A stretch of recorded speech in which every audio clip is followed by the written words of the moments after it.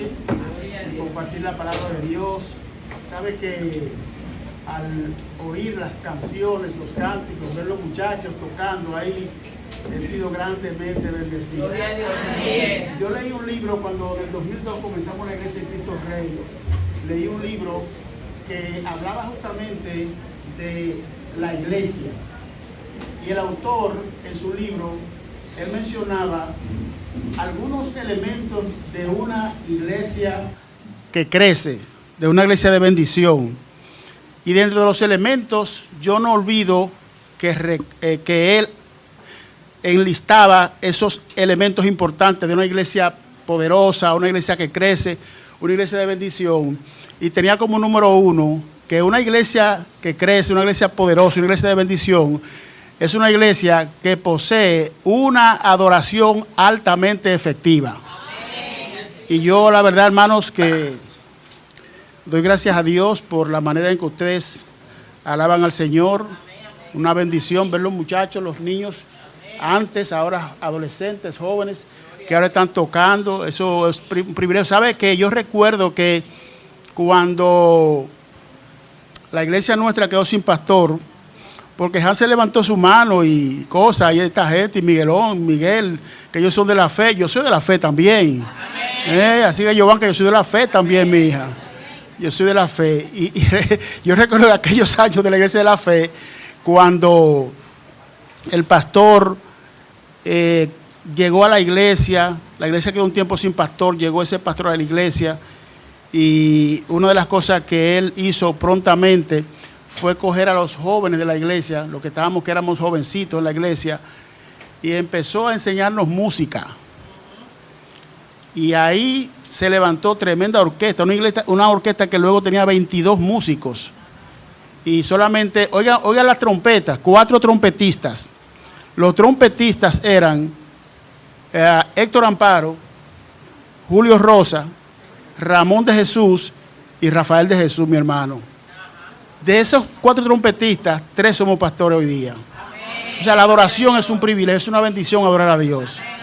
Es un gran honor para mí, pues, estar aquí en esta noche y compartir este tiempo de la palabra de Dios. Saben que, como decía el pastor, nos gozamos, adoramos a Dios de tantas maneras. Adoramos a Dios a través de estas alabanzas, de estos cánticos preciosos, pero también adoramos a Dios a través de nuestros diezmos y ofrendas. Los que somos cristianos sabemos qué es eso.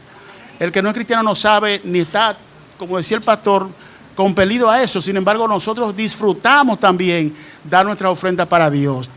Pero también es una gran bendición, un gran privilegio escuchar la palabra de Dios. Amén. Y yo quiero en esta mañana que usted se vaya conmigo a uno de los libros de sabiduría de las Escrituras. Sabe que la Biblia tiene diferentes tipos de libros. Ella está agrupada por libros. Por ejemplo, hay unas cartas que están en el Nuevo Testamento que escribió San Pablo, que se llaman cartas o epístolas pastorales. Son 3. 1 Timoteo, 2 Timoteo y Tito. Estas cartas fueron enviadas por el apóstol San Pablo a pastores, a Tito y a Timoteo. Y por eso están agrupadas dentro de ese concepto, cartas pastorales. Pero hay otros textos, por ejemplo, del Antiguo Testamento, que están agrupados ellos en el grupo de libros que se conocen como libros de sabiduría, libros sapienciales. Y esos libros son exquisitos. Yo recuerdo cuando era maestro. Cuando era maestro, pues, yo enseñaba matemáticas, pero a la vez yo leía siempre la Biblia con los muchachos, sobre todo el libro de Proverbios, que era un libro de sabiduría. Y ese libro por muchos años fue un libro que lo estuve usando con los estudiantes y fue de gran bendición. No voy a leer el libro de Proverbios, pero voy a leer el libro de Salmos, que también es uno de esos libros de sabiduría, el libro de los Salmos. Quiero que usted vaya conmigo al Salmo número 127. Salmos 127. Salmo 127. Yo sé que los muchachos aquí me pongan este salmo. Es un salmo corto, apenas tiene 5 versículos. Y quiero que cambiemos de posición para leer este pasaje de las Escrituras. Salmos 127. El libro de los Salmos es un libro muy singular. Tiene el capítulo más corto de la Biblia, Salmo 117. Es el libro más largo de la Biblia, tiene 150 capítulos. tiene el capítulo más largo, el capítulo 119, que tiene 176 versículos. Es decir, es un libro portentoso. El libro de los Salmos es un libro tremendo, y cuando usted lee los Salmos, usted es bendecido, usted es edificado. Y muchas veces cuando estamos en situaciones de que nuestros ánimos están como en baja revolución, cuando estamos tristes, cuando estamos acongojados, uno de los libros que nosotros podemos leer para fortalecernos es el libro de los Salmos. Oiga cómo dice el Salmo 127. Vamos a leerlo aquí leyendo de la pizarra. Salmo 127. Aquí vamos. Si Jehová no edificare la casa, en vano trabajan los que la edifican. Si Jehová no guardare la ciudad, en vano vela la guardia. Por demás es que os levantéis de madrugada y vayáis tarde a reposar, y que comáis pan de dolores, pues que a su amado dará Dios el sueño. He aquí, herencia de Jehová son los hijos, cosa preciosa el vientre, está en manos del valiente. Así son los hijos habidos en la juventud. Bienaventurado el hombre que llenó su aljaba de ellos.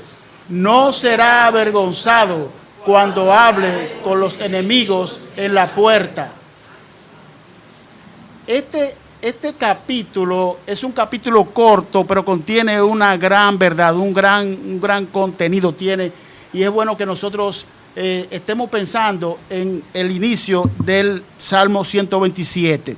Habla de Dios y habla de la principalidad que debe tener Dios en el seno de la familia. Ustedes están compartiendo, han estado compartiendo estas conferencias acerca de la familia, una familia para la eternidad. Y yo creo, hermanos, que esa familia debe ser la tuya, debe ser la mía. Cada uno de nosotros debe amar, anhelar que nuestra familia no solamente sea aquí de la tierra, que todo sea de la tierra, no, una familia para la eternidad. Tomando en cuenta este pasaje bíblico, quiero compartir bajo este gran tema, una familia para la eternidad, bajo el título, la vida espiritual de una familia para la eternidad. La vida espiritual de una familia para la eternidad. Vamos a orar. Padre, gracias te damos en esta noche, porque tú eres bueno y para siempre es tu misericordia. Nos trajiste aquí con bien, Señor, nos cuidaste en el camino, te hemos adorado a través de los cánticos, de los himnos, hemos dado para ti también como una forma de adoración, Señor. Hemos compartido estos textos también de las Escrituras que son también muy edificantes, y ahora queremos compartir tu palabra. Señor amado, nosotros no somos nadie, no somos nada, pero confiamos en ti. El poder viene de ti, Señor. La gracia es tuya, y tú eres quien enviaste a tu Hijo Jesucristo a buscar y a salvar lo que se había perdido. En esta noche quizás hay almas aquí sin Cristo. Oro que tu Santo Espíritu las salve, que habla su corazón, pero también conformamos familias nosotros aquí, y oro que nuestras familias sean edificadas, y el norte, después de estas conferencias, de cada uno de nosotros, los cabezas de familia, sea que nuestra familia persiga la eternidad, no lo perenne, no lo pasajero, no aquello que es pueril, sino lo que es eterno. Gracias, Señor. Bendícenos por tu palabra, en el nombre de Jesús. Amén. Gracias, amigos y hermanos. Pueden sentarse. Pueden sentarse.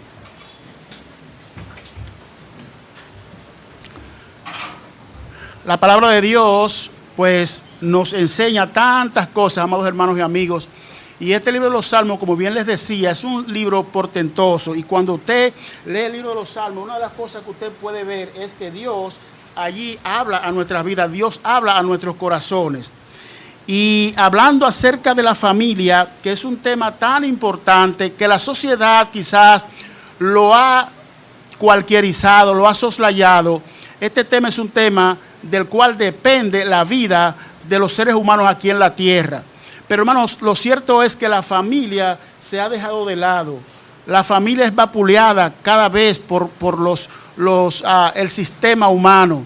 Fíjese que la educación cristiana, que es un puntal de justamente la familia, y sobre todo la educación cristiana es un puntal que ayuda a los padres cristianos a que sus hijos sean educados en ciencia y también en fe. Algunos piensan que la fe y la ciencia no tienen nada que ver, pero ¿sabe una cosa?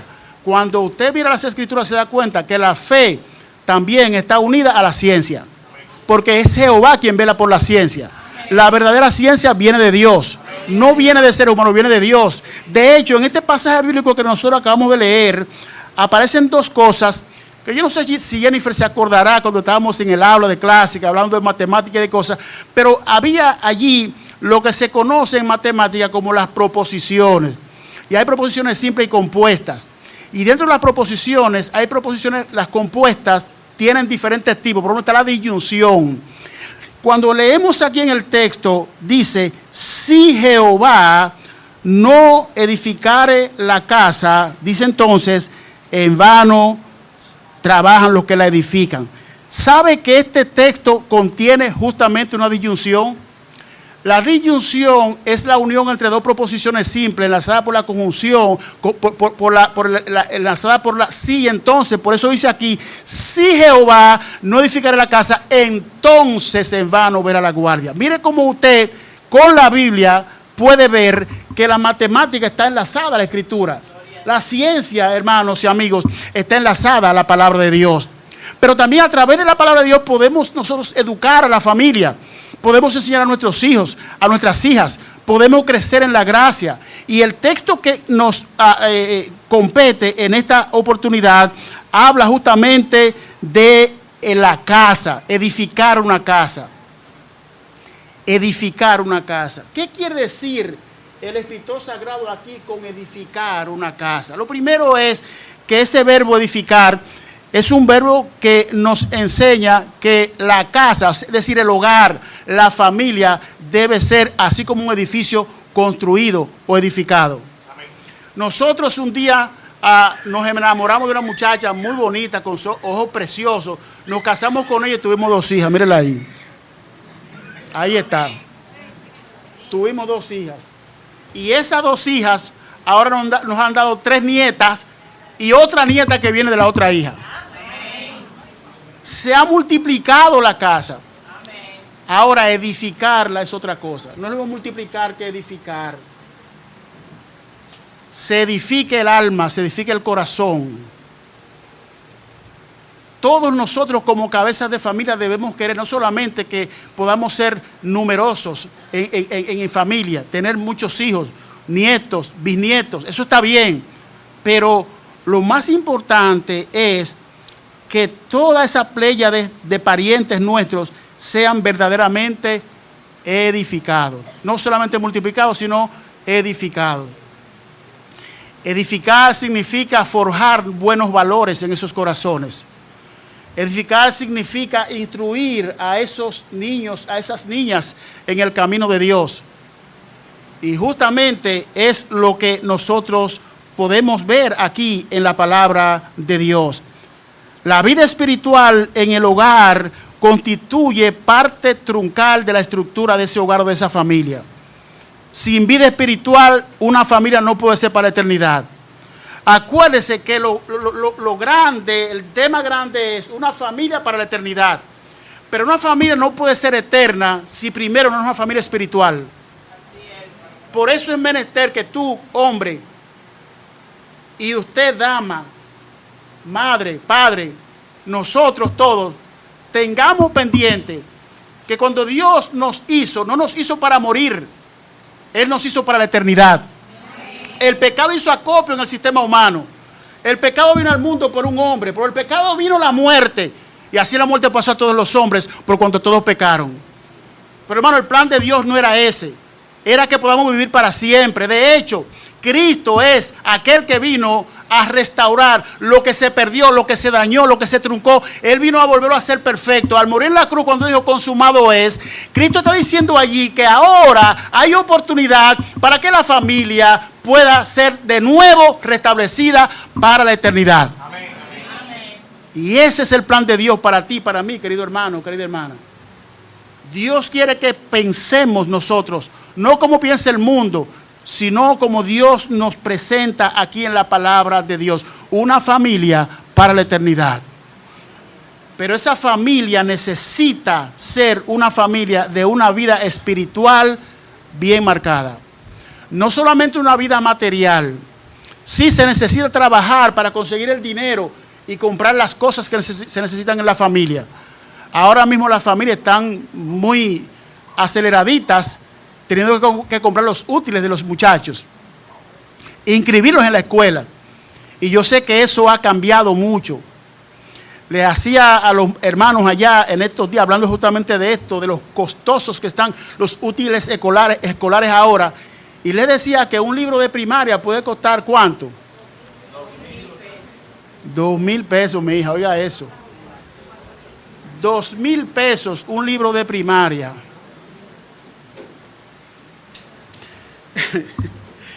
Miren, yo en la oficina de la iglesia tengo muchas cosas.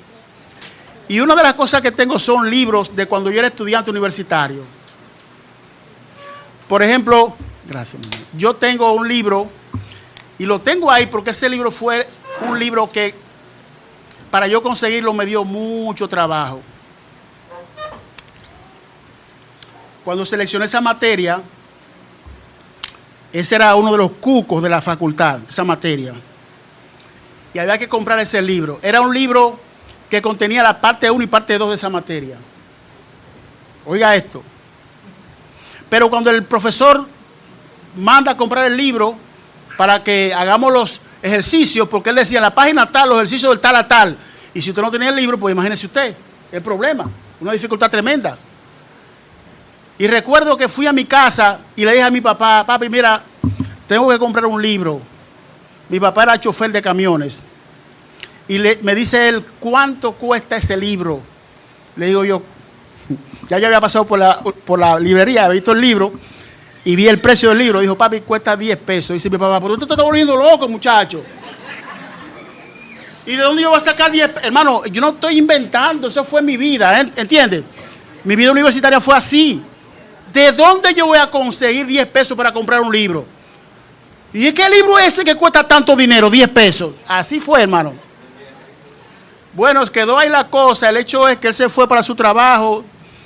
3 días después, que fue para un viaje para el interior, creo que fue a Santiago, volvió y me dijo, mira, aquí están los 10 pesos.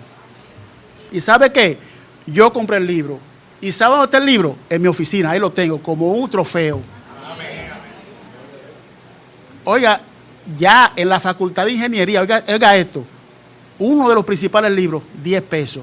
Pero ahora un libro de primaria, ¿ven cómo las cosas van cambiando? Todo eso tiene que ver con lo material, amados amigos y hermanos. Y eso es menester, eso se necesita. El trabajo se necesita. Buscar los libros se necesita. Pero debo decirle a ustedes que ninguna de estas cosas que tienen que ver con lo terrenal va a ayudarle a usted y a mí para la eternidad. No, eso es solamente valedero aquí, mientras vivamos aquí en esta tierra. Y mientras vivimos aquí tenemos que luchar por esas cosas. Ahora, yo quiero que pensemos que esas cosas son buenas, hay que buscarlas. Pero el Señor dice más buscar primeramente. Esas cosas son buenas, pero primeramente debemos buscar el reino de Dios y su justicia. Amén. Y esas cosas por las cuales batallamos y luchamos luego serán añadidas por la gracia de Dios. Amén. Algunos creyentes nos hemos dejado embaucar del mundo. Y estamos con la mente solamente en lo del mundo y preocupados por lo del mundo y entristecidos por lo del mundo, por lo que no tenemos. Pero ¿sabe qué? Lo más importante es lo espiritual, lo eterno. Amén. Y una familia para la eternidad es una familia que se ha de sostener con asuntos que tienen que ver con lo espiritual. Con lo espiritual. Por eso la vida familiar debe hacer mucho hincapié en lo espiritual. Usted y yo como cabeza de familia, en el contexto de nuestro hogar y familia, debemos hacer hincapié en lo espiritual. La vida espiritual es la que permanece. La vida espiritual es la que lleva a la eternidad. Ahora bien, ¿cuáles deben ser nuestras ocupaciones espirituales para formar una familia para la eternidad.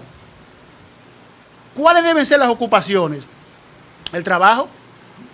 ¿Los estudios? Óigame, no me tire piedra, no me acuse. Yo sé que eso es importante, porque sí, trabajamos por muchos años y seguimos trabajando y estudiamos mucho también, todo eso es importante. Pero el punto es que nosotros estamos tratando de poner en la mente, el corazón de cada uno de nosotros, que la familia cristiana debe tener un carácter de perpetuidad, siendo forjada aquí en la tierra para la eternidad. Amén. Para la eternidad. ¿Cómo se hace eso? Con prácticas espirituales. ¿Cuáles son esas prácticas espirituales que debe haber en la mente y el corazón de nosotros como creyentes? En primer lugar, una familia para la eternidad, una familia que está pensando ir a la presencia de Dios para siempre, debe dedicarse sosegadamente a la vida de oración. Amén. La vida de oración.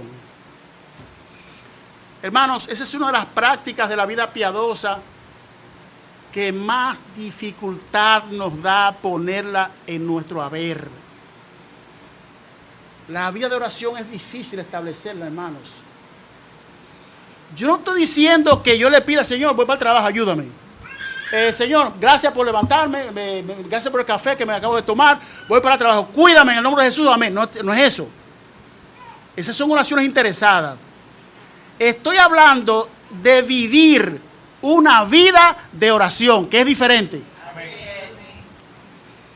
El escritor, un escritor latino, escribió un libro muy interesante sobre la vida de oración. Ese libro se titula, el tema del libro es Una cita en el altar. Y él dice en su libro que todos nosotros tenemos una cita en el altar de Dios. Muchas veces el altar está vacío y Dios está ahí esperándonos. Muchas veces el altar está allí, sin nadie, sin nada, y Dios está esperándonos. Todos nosotros que somos creyentes tenemos una cita en el altar de Dios a través de una vida eficaz de oración. Amén. Oh, ¿no recuerdan los discípulos que iban con Jesús a orar? Que a ellos les daba tanta brega orar.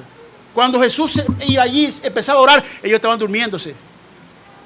Eso habla de la debilidad crónica de los seres humanos con respecto al tema de la oración, amados hermanos. Como una de las cosas que el diablo vapulea en tu vida y en mi vida es que nosotros pasemos tiempos en el jardín de Dios, en el altar, clamando a Dios noche y día. Qué difícil es eso, amados hermanos. Es muy difícil establecer una vida de oración. Pero debo decirte que una familia para la eternidad es una vida que dedica sosegadamente tiempo para establecer una vida de oración. El autor del libro Una cita en el altar, una de las cosas que dice, la oración no consiste en que ella cambie las cosas, consiste en que ella me cambie a mí. ¿Por qué muchas veces no cambiamos? ¿Por qué seguimos siendo los creyentes famélicos? ¿Por qué seguimos siendo creyentes muchas veces que no aprendemos la escritura? Que somos débiles en las cosas que cuando nos vienen las pruebas, las aflicciones, ya nosotros estamos totalmente por allí tirados, que ya no podemos más, queremos devolvernos, queremos volver atrás de nuevo. ¿Por qué? Porque nuestra vida de oración es débil, amados hermanos. La palabra de Dios nos habla acerca de la oración. Clama a mí, yo te responderé y te enseñaré cosas grandes y ocultas que tú no conoces. No solamente que cuando tú clames allí, Dios va a ayudarte en el problema, Él te va a enseñar también del problema. Él te va a enseñar, te va a instruir. Vas a salir de allí, del altar de Dios, aprendiendo de Dios sobre ese problema que Él te ayuda a resolver. ¿Por qué vino ese problema? ¿Cómo debes evitar volver a caer en ese problema? Él te va a enseñar, Él nos va a enseñar. Amén. Nuestra familia debe ser una familia que pueda entender que hay que dedicarse sosegadamente a la vida de oración. Un hombre de gran lucha y batalla fue David. A David lo conocemos por sus guerras, porque fue un gran soldado. Lo conocemos porque era un gran músico. Lo conocemos porque compuso muchos salmos. Conocemos a David porque era un hombre también conforme al corazón de Dios. Pero yo creo que una de las grandes virtudes de David era que era un hombre de oración. Con todos sus defectos era un hombre de oración. David siempre clamaba a Dios. David siempre buscaba de Dios. David siempre, cuando iba a emprender algo, siempre iba al altar a pedir a Dios sobre eso que él iba a emprender. Y hermanos, eso es lo que Dios quiere de ti y de mí. Que nosotros aprendamos a establecer una vida de oración. No pedir de manera que nosotros estamos porque necesito esto, porque necesito aquello. Sí, eso se pide. Pero al fin y al cabo, lo que te va a cambiar a ti, lo que me va a cambiar a ti, lo que va a cambiar tu familia, lo que va a cambiar mi familia, es establecer una vida de oración. Amén. Y voy a hacer un mea culpa, hermanos. Perdónenme. Nosotros los bautistas no somos fuertes en oración.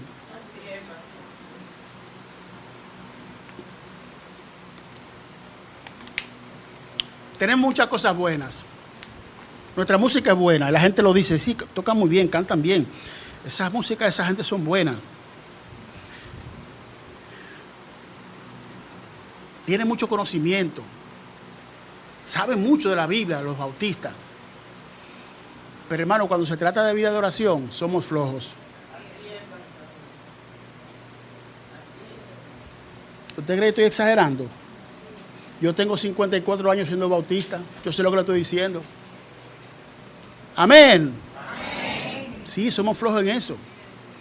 Pero hermano, hay tiempo siempre para restablecer, para cambiar. Amén.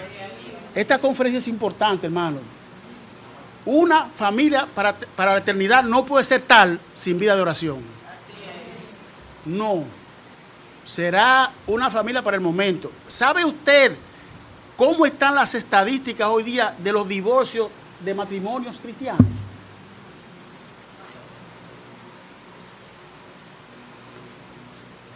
La encuestadora Gallup, que regularmente la conocemos en la República Dominicana como una encuestadora de asuntos que tienen que ver con política, es una encuestadora que hace todo tipo de encuestas comerciales, sobre ciencia, sobre política como la conocemos nosotros, pero ¿sabe también sobre qué? Sobre asuntos religiosos. En los Estados Unidos, la empresa Gallup siempre hace encuestas sobre, por ejemplo, el tema de la vida de los pastores, la vida de santidad de los pastores, la vida de las iglesias, la vida de las familias de las iglesias, la vida de los niños que comienzan en las iglesias y luego son adultos, cómo terminan al final. Si usted pudiera un día visitar, ya usted con Google puede resolver cualquier cosa, y usted buscar esas estadísticas que ellos han hecho y han colgado en esas plataformas, usted se va a dar cuenta cómo está ahora mismo el matrimonio cristiano. Mire, hace 30, 40 años atrás, los vecinos del barrio mío decían, ay, yo quiero que mi hija se case con un evangélico, porque los evangélicos son serios. Eso ha cambiado, amados hermanos. Tristemente ha cambiado, hermanos. Eso es una mea culpa que estoy haciendo, ¿entiende? Pero le digo eso no para que nosotros nos entristezcamos. Es para que podamos ver cómo está la cosa, cómo ha cambiado la cosa para mal. Pero decirle también que en Dios hay esperanza. Amén. Eso puede revertirse, amado hermano. Estas enseñanzas en esta conferencia tienen que ver con eso. Ver, como le dijo el Señor a la iglesia en Éfeso, mira a ver de dónde tú has caído. Chequea a ver qué fue lo que dejaste de hacer. Y haz esas primeras obras. Eso es lo que Dios quiere. No es que no vayamos aquí tristes. Ah, pero ese fue un mensaje para salir de aquí abatido. No. Es para que veamos la verdad, lo que está pasando. Que eso no pase en su patrimonio, en su vida. Que no pase eso en su familia. Pero que si vamos caminando por ahí, podamos hacer un alto esta noche y decir, Señor, yo quiero que mi familia sea una familia para la eternidad. Yo no quiero que mi familia se destruya. yo no quiero que mi matrimonio se destruya. Yo quiero que mi matrimonio sea un matrimonio para la eternidad. En segundo lugar, otra práctica importante de una familia para la eternidad, sus prácticas espirituales, no solamente dedicarse sosegadamente a la vida de oración, sino también dedicarse a leer y practicar la palabra de Dios. Oiga, no es leer solamente.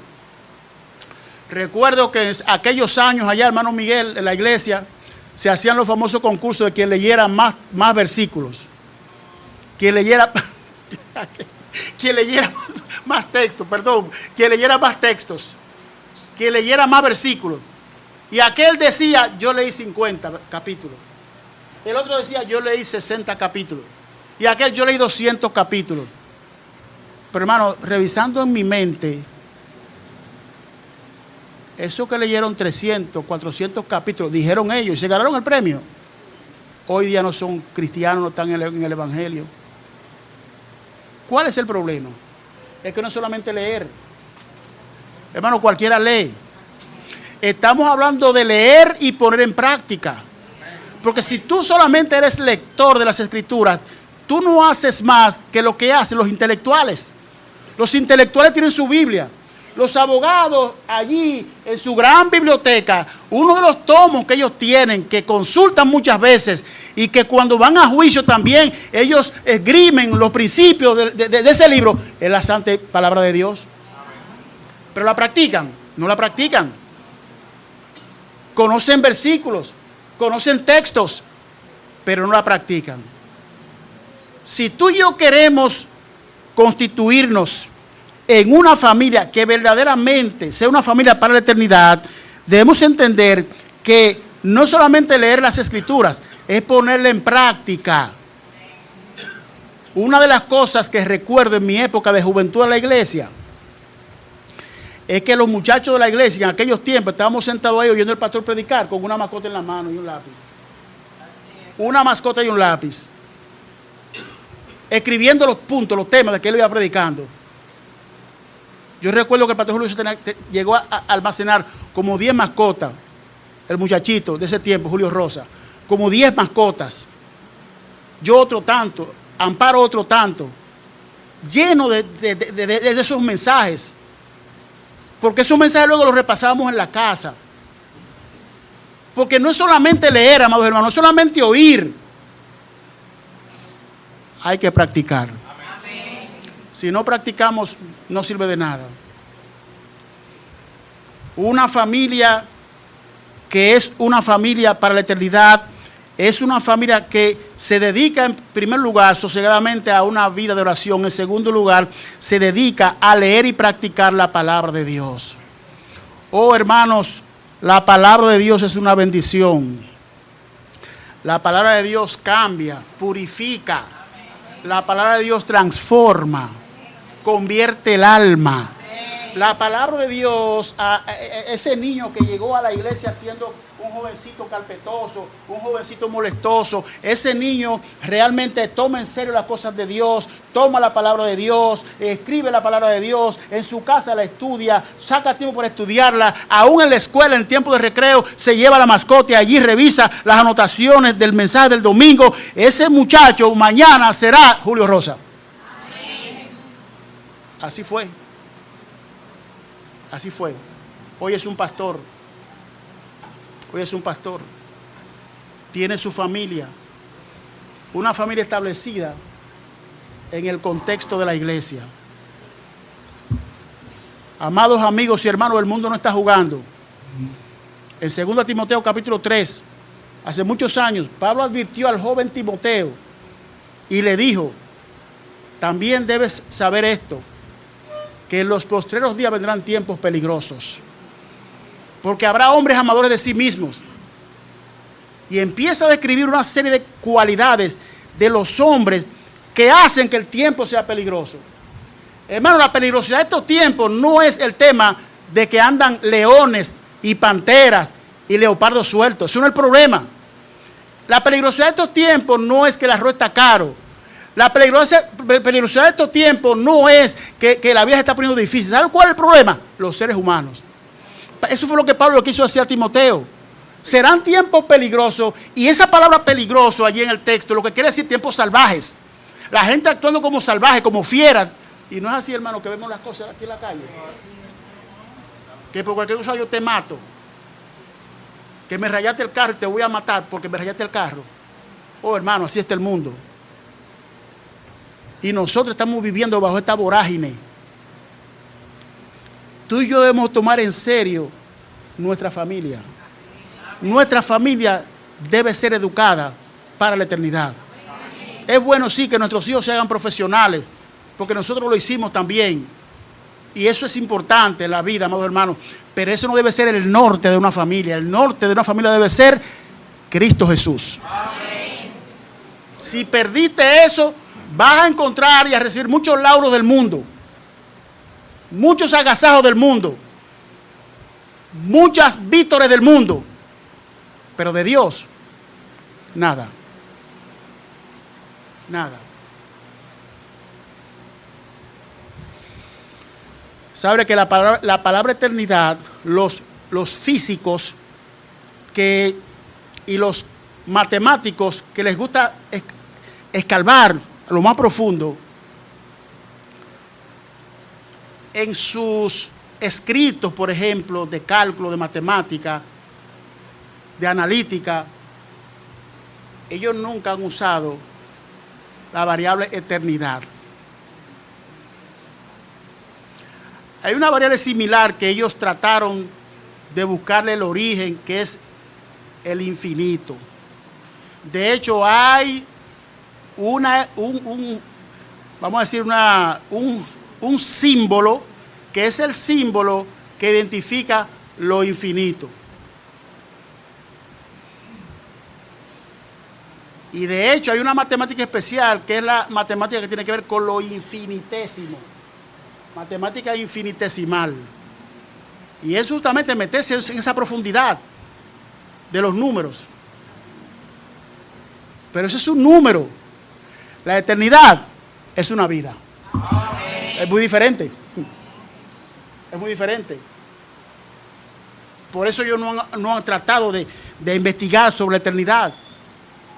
El único eterno es Dios. Dios es eterno. Y Él nos ofrece, ¿qué cosa? Vida eterna. Amén. En Cristo Jesús, Señor nuestro. Si estás aquí esta noche y todavía tú no has conocido a Cristo, te estás perdiendo de lo más importante, la eternidad. En Cristo Jesús. En Cristo Jesús. Hay que obedecer la palabra de Dios. No solamente leerla, no solamente grabar versículos. Hay que ponerla en práctica. Amén. Hay que ponerla en práctica. En tercer lugar, una familia para la eternidad es una familia que tiene que ver con lo santo. Lo santo es espiritual. Lo santo es importante. En 1 de Pedro capítulo 1, versículo 13 en adelante, nos habla San Pedro allí acerca de este valor importante que es la santidad. ¿Sabe lo que dice la Escritura? Que sin santidad nadie verá al Señor. ¿Sabe lo que es la santidad? Apartarnos del mal. Vinimos al Evangelio con muchos males, con muchos problemas, con mucha práctica de muchas cosas malas. Ahora al venir a Cristo, dice el Señor que el que está en Cristo nueva criatura es. Las cosas viejas pasaron, aquí todas son hechas nuevas. Nuestra vida ahora es diferente, ha sido transformada, ha sido cambiada y debemos andar en pos de la santidad. De hecho, hay toda una doctrina dentro de los haberes doctrinales nuestras doctrinas cardinales, que es la doctrina de la santificación. La santificación comienza a operarse en la vida de una persona cuando esta persona recibe a Cristo como su Salvador. Ahora está aquí. Estaba aquí antes, en la vida del sistema del mundo. Ahora esa persona vino a Cristo, entregó su vida al Señor. Y al entregar su vida al Señor, ahora está aquí. Este es el camino de la santificación. Esto es lo que los teólogos llaman la santificación posesiva o posicional. Ahora soy santo. Pero no me voy a quedar aquí, porque la santificación debe crecer en tu vida y en mi vida. Y empezamos a practicar cosas de la Escritura. Empezamos a hacer cosas, a obedecer lo que dice la Biblia. Y entonces cada vez vamos a ser más santos. Más santos. Más santos. Más santos. ¿Y sabe cuál es el tiempo final de la santificación? Ser como Cristo. Amén. Eso es lo que Dios quiere, que seamos como Él. Nuestra tendencia en santidad es llegar a ser como Él. Lo santo es importante porque lo santo nos desliga totalmente de los bacanales de la vida.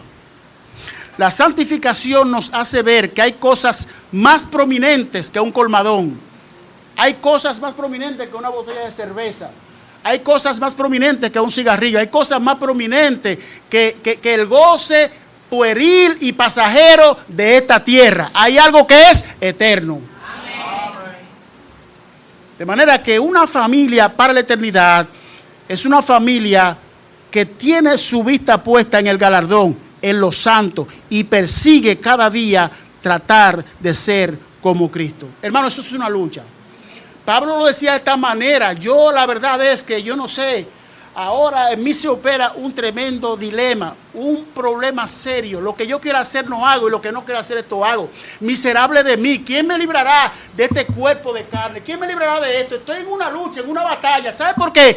Porque de estar aquí en la vida del mundo, en la vida del sistema humano y pasar a la vida de la santidad, ahora resulta que tú y yo vivimos con el cuerpo de carne, con el cuerpo de pecado de aquí, lo trajimos aquí, pero el Señor nos imputó ahora la nueva naturaleza. Y ahora hay un tremendo problema, un tremendo dilema, una gran batalla entre la vieja naturaleza que la traje para acá y la nueva que me dio Dios, y esa es la lucha del cristiano.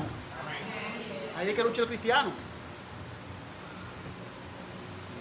La gente piensa que ser cristiano es sencillo. No es sencillo. Pero gracias que tenemos la ayuda del Espíritu Santo. Si no fuera por eso, eso fuera imposible ser cristiano, amigos y hermanos. Cuando nosotros pasamos aquí, a este punto aquí, de la santidad, nosotros estamos desafiando, enfrentando todos los reinos del mal, a Satanás y sus demonios. Usted no se da cuenta que el que está aquí anda haciendo su vida normal en el sistema humano y sencillamente vive gozando, fiesta y mañana gallo, despreocupado, y voy para allí, voy para acá, y hago esto y hago aquello, y no hay problema. Ahora, cuando ese hombre, el Evangelio lo toca, el Espíritu Santo lo llama y viene aquí, viene como ese viejo hombre que le gusta la carne, le gusta lo malo, le gusta la cerveza, le gusta la parranda, viene con eso mismo aquí, Dios le da el Espíritu Santo, Dios le da la nueva naturaleza, y ahora se opera esa gran pugna, esa gran lucha entre la vieja naturaleza y la nueva. Y con eso luchó San Pablo toda su vida, hasta que pasó la eternidad. Hermano, tú y yo, que estamos en Cristo, no debemos decir, como decían algunos hermanos, porque eso es falta de conocimiento de la Escritura. ¿Y por qué habría pasado estas cosas? Yo no sé. ¿Cómo? ¿Por qué? Hoy la vieja naturaleza tuya y la nueva que Dios puso en ti no están en pleito. Lo que tú tienes dentro de ti es un ring de boxeo. Y esa naturaleza están a diario peleando. Ahora tengo una buena noticia. Dios nos da el poder para vencer la vieja naturaleza. Amén. Y seguir firme los caminos de Dios. Amén. Aquello que tú alimentes más, decía un misionero, las dos naturalezas están en ti, están en mí. Pero si tú y yo no tomamos y ponemos en primer lugar la nueva naturaleza y la alimentemos de lo que ella se alimenta, de la palabra de Dios, de la oración, de la vida santa, entonces vamos a ser creyentes derrotados. Así es. Creyentes derrotados. Pero la vida terrenal se vive siempre para las cosas de la carne.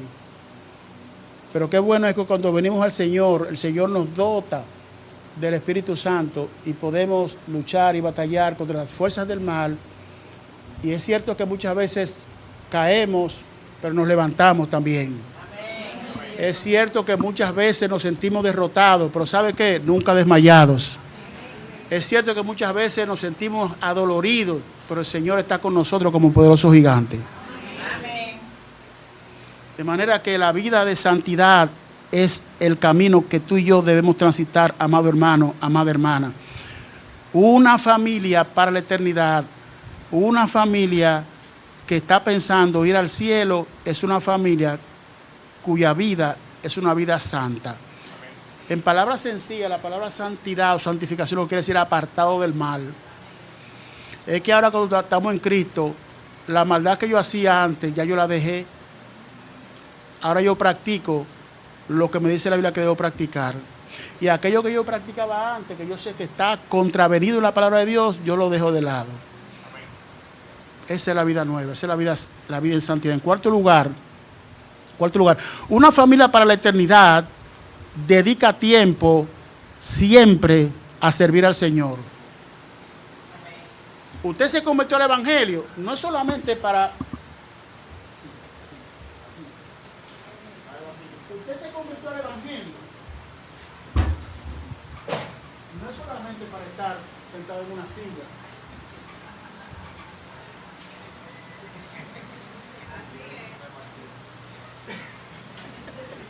Me pareció Martín ahí.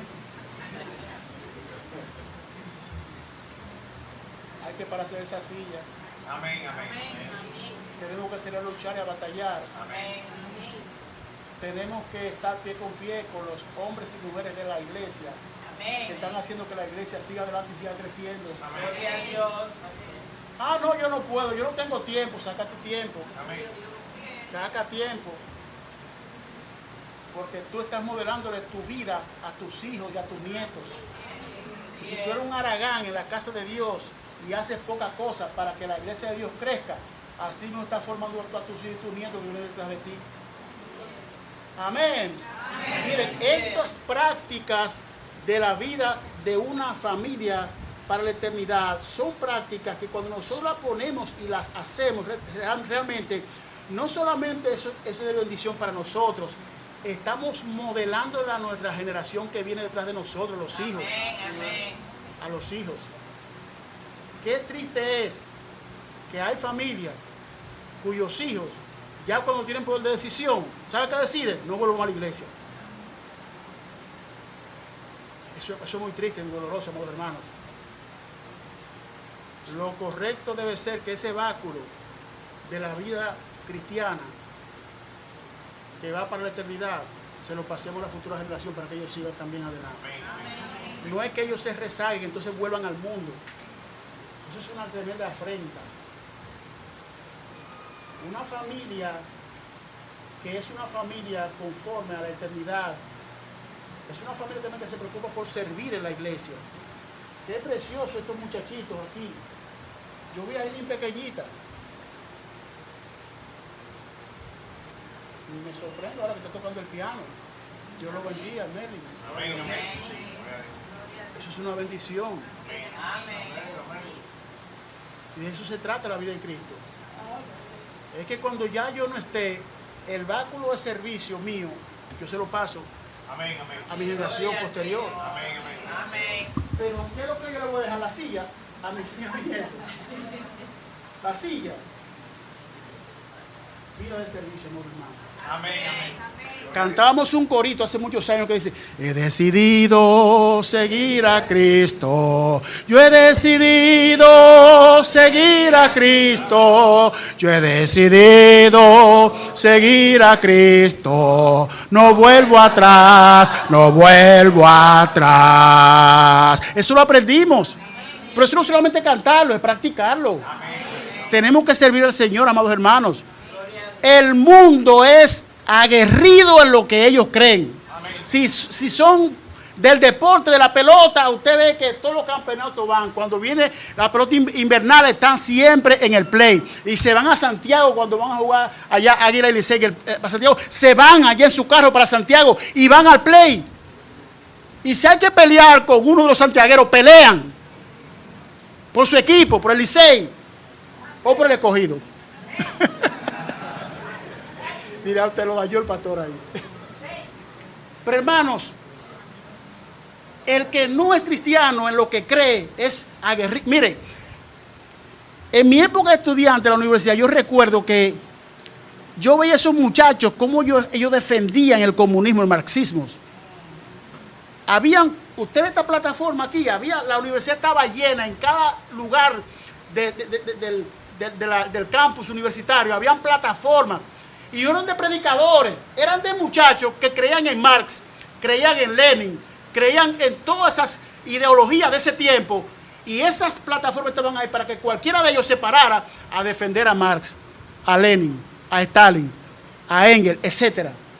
¿Y sabe qué? Lo hacían. A una vez uno estaba en un aula de clase, cogiendo clase, y usted escuchaba ese retumbar de esa bocina. El compañero Marx dijo en El Capital. Y usted no sabe si es dando física o recibiendo comunismo que usted está. Aguerrido, amado hermano. Fuertes. ¿Y por qué nosotros en las cosas de Dios tenemos que ser rezagados? ¿Por qué tenemos que ser flojos en las cosas de Dios, hermano? Si el mundo lo que ama lo defiende a capa y espada. El que es político se mata por su candidato, ¿sí o no? Por su partido. Y nosotros por Cristo, ¿qué vamos a hacer? Nosotros tenemos que servir en la obra de Dios. Servir en la obra de Dios es un privilegio, amado hermano. Servir en la obra de Dios, eso robustece nuestra fe. Pero ¿sabe qué? Leía sobre Charles Spurgeon, tiene un libro que dice, su título es, creo que Discurso a mis estudiantes. Y una de las cosas que él dice cuando usted va leyendo en el libro es que un creyente, un cristiano, una cristiana nunca podrá saborear el verdadero gozo de la salvación hasta que no guíe un alma para Cristo. Amén. Oiga eso. O sea, que quiere decir eso, que si yo me convertí hoy, paso 10 años y me morí y no ganó un alma para Cristo, no ayudo a nadie, no le prediqué a nadie, pasaré la eternidad sin haber saboreado las exquisiteces de la vida cristiana aquí en la tierra. Me perdí esa bendición. Servir a Cristo es una bendición, amados hermanos. Servir a Cristo nos hace marcar ese rumbo para nuestros hijos, para nuestras hijas, para que ellos también sean jóvenes, adultos mañana, que sirvan a Dios con entereza, que sirvan a Dios con regocijo, que sirvan a Dios con amor. Y finalmente, amados hermanos, finalmente, una familia para la eternidad es una familia cuyos cabezas, sobre todo, hablo papá, mamá, dedique su vida aquí en la tierra a ser una persona de buen testimonio. Mire, eso se ha perdido hoy. Hay creyentes respondones, hay creyentes peleones, hay creyentes que dicen que ellos no se quedan con nada de nadie, que se me la paga. Hoy día hay evangélicos así, hermanos. Hay evangélicos chismosos, hay evangélicos criticones. Ese no es el estirpe de una familia que va para la eternidad, amado hermano. Eso es cuando estábamos en el mundo. Ahora que estamos en Cristo Jesús, estas cosas grandes del mundo se supone que fueron dejadas atrás. Ahora estamos en vida nueva. Ahora estamos en santidad. Ahora estamos siguiendo a Cristo, nuestro maestro, nuestro paradigma. Ahora vamos para el cielo. Y se supone que nuestra vida debe ser una vida de buen testimonio. Sabe que yo me acuerdo que en aquellos tiempos, usted dirá, bueno, oímos un mensaje hoy de los tiempos pasados. No, es que lo de Dios no es del tiempo pasado, es de siempre. Amén. Es de siempre. Las cosas de Dios no pasan, son eternas. Son eternas. Si hubieran pasado, este libro ya no existiera. Porque este libro, ¿sabe qué? Tiene muchos años. Solamente en compilarse duró alrededor de 2.500 años. En compilarse. Imagínese usted el tiempo que lo tenemos en las manos. Y todavía es la santa y bendita palabra de Dios. Amén. Gloria a Dios. Pero yo recuerdo, amados hermanos, que en aquellos tiempos la gente miraba a una persona y decía, yo te veo algo raro aquí. Para mí que tú eres evangélico. Dime que sí o que no. ¿Tú eres evangélico? ¿Verdad que sí?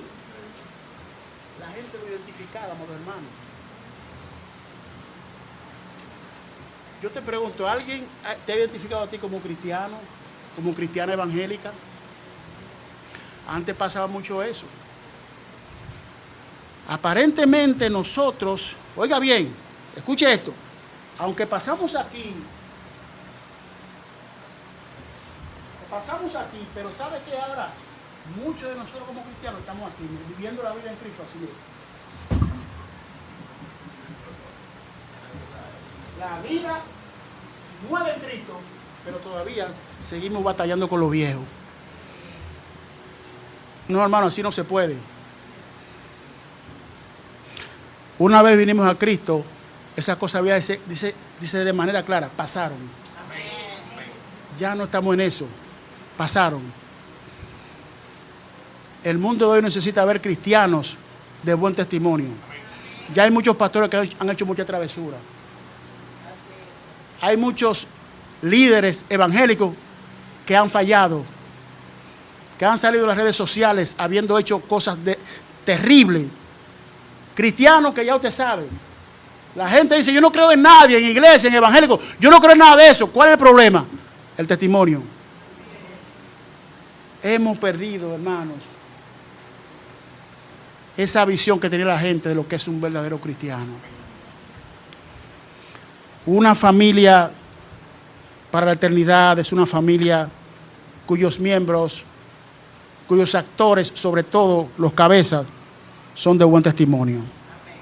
Hermano, que Dios nos ayude, que Dios nos dé de su gracia y su sabiduría, y que podamos auscultar el interior de nuestro ser y ver qué hay allí, qué estamos nosotros mostrando al mundo como cristianos, qué estamos nosotros modelando a nuestras generaciones que vienen detrás. Porque ¿sabe qué? La vida cristiana aquí en la tierra un día se acabará. Cantamos el himno, nuestra vida acabará. Y es cierto. Es cierto. Nuestra vida aquí en la tierra acabará. No estamos aquí para siempre. Pero tenemos la ayuda de Dios, amados. Cristo vino para ser nuestro sostén. Nos dio la gracia de recibir el Espíritu Santo cuando creímos. Y podemos vivir una vida para la eternidad. Amén. Si tú estás aquí esta noche, mi amigo, mi amiga, y no has recibido a Cristo como tu Salvador, yo te animo a que cambies de vida. Ven a Cristo, entrégale tu corazón y jamás tu vida va a ser igual. Amén. Vamos a orar, vamos a orar.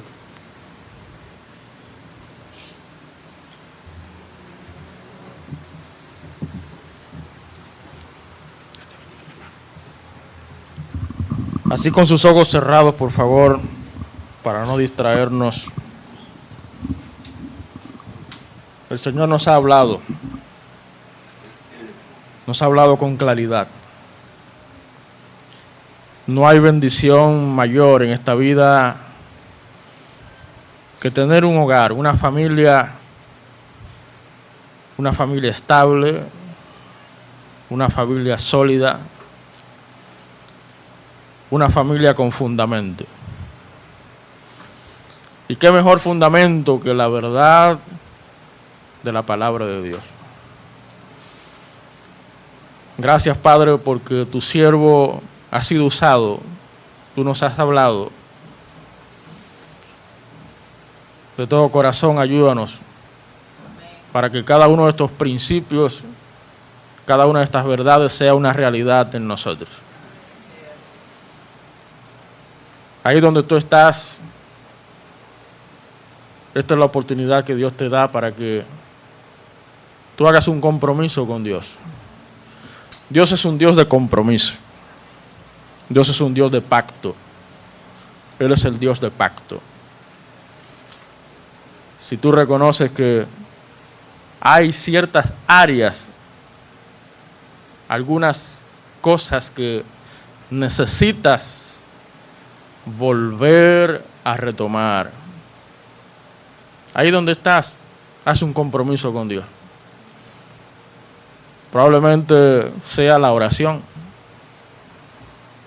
Has descuidado tu vida de oración y no estás orando como al principio. Ahí donde estás, dile a Dios: Señor, ayúdame.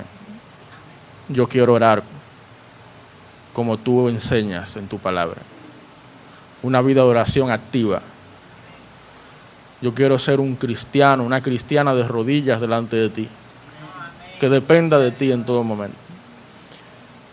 Pero probablemente estés fallando en tu tiempo con la palabra de Dios, en tu vida devocional. Ahí donde estás, dile: Señor, yo quiero permanecer en tu palabra. El Señor Jesucristo dijo: si permanecen en mis palabras, serán verdaderamente mis discípulos. Haz un compromiso con Dios. Tal vez tú con sinceridad dices: estoy fallando en mi vida de pureza, en mi vida apartada del pecado. Sincerízate con Dios. Esta es una oportunidad valiosa que Dios está dando para que nosotros nos volvamos a Él. Así, con sus ojos cerrados, por favor, nadie mirando. Probablemente aquí entre nosotros hay alguien que sinceramente dice: pastor, yo he escuchado el mensaje, he entendido el llamado de Dios y tengo tiempo entendiendo cuál es la voluntad de Dios para mí. Yo entiendo que Dios quiere transformar mi vida. Quiere darme una vida nueva. He entendido en esta noche que necesito ser salvo. Necesito venir a Cristo. Si tú estás aquí y sinceramente reconoces tu necesidad de Jesucristo como tu Señor y Salvador, hoy es el día de salvación, dice la palabra de Dios. El Señor quiere salvarte, el Señor quiere perdonarte todos tus pecados y darte una vida nueva, una vida transformada, una vida eterna. Hoy es el día de salvación. Si tú estás aquí y quieres dar ese paso, el Señor te está llamando. Ahí donde estás, levanta tu mano con valor, con valentía. No tengas miedo, no tengas temor. La palabra de Dios dice: el que me niegue, yo también le negaré. Pero el que me confiese, yo también le voy a confesar. El Señor quiere hacer una obra especial en ti. Si tú estás aquí y quieres dar ese paso de fe, de entregar tu vida a Cristo, hoy es el día de salvación. Ahí donde estás, levanta tu mano bien alto. Queremos orar por ti. Pastor, ore por mí. Yo quiero ser salvo. Yo quiero entregar mi vida a Cristo en esta noche. Quiero que mi familia, que mi hogar sea un hogar para la eternidad. Necesito entregar mi vida a Cristo. Ore por mí, pastor. ¿Hay alguien aquí? Levanta tu mano bien alto, queremos orar por ti. El Señor quiere obrar en tu corazón, obrar en tu alma, obrar en tu vida, obrar en tu matrimonio, en tu familia, en tus hijos. El Señor quiere hacer una obra grande a través de ti. Hoy es el día de salvación. ¿Hay alguien aquí? Quiero entregar mi vida a Cristo, quiero ser salvo, quiero responder al llamado de salvación que Dios me está haciendo. ¿Hay alguien aquí? Levanta tu mano bien alto, queremos orar por ti. Por última vez. ¿Hay alguien aquí? Levanta tu mano bien alto, queremos orar por ti. Quiero entregar mi vida a Cristo. ¿Hay alguien aquí? Oh Dios eterno, tú conoces cada corazón, cada alma aquí presente. Hay una lucha, hay una batalla interior en cada uno de los que estamos aquí, especialmente aquellos que aún no han dado el paso de fe. Por un lado Satanás y por otro lado el Espíritu Santo. No resistas el llamado. No te vayas de este lugar sin recibir la salvación. Acércate a nosotros. Queremos ayudarte. Ayudarte a comenzar una vida abundante en Cristo Jesús. Padre, gracias. Gracias por tus misericordias que son nuevas cada día. Gracias por hablarnos. Gracias, Padre, porque tu palabra nos ha edificado. Oro, Señor, por cada familia aquí representada, cada hogar, cada matrimonio, cada individuo, Señor. Permite que estas verdades y principios estén siempre presentes en nuestra mente y corazón. Haz de nosotros hogares para la eternidad. Te alabamos, Padre. Gracias por tu siervo. Gracias por traerlo. Síguelo usando con poder. Bendice su ministerio, bendice su familia, su esposa. Gracias, Padre. Síguelo usando con tu Santo Espíritu. A ti la gloria y la honra. Nos encomendamos a ti, ponemos todo en tus manos. Guíanos en lo que tenemos por delante, en el nombre que es sobre todo nombre, en el nombre de Jesucristo. Todos decimos, amén. Gloria al Señor.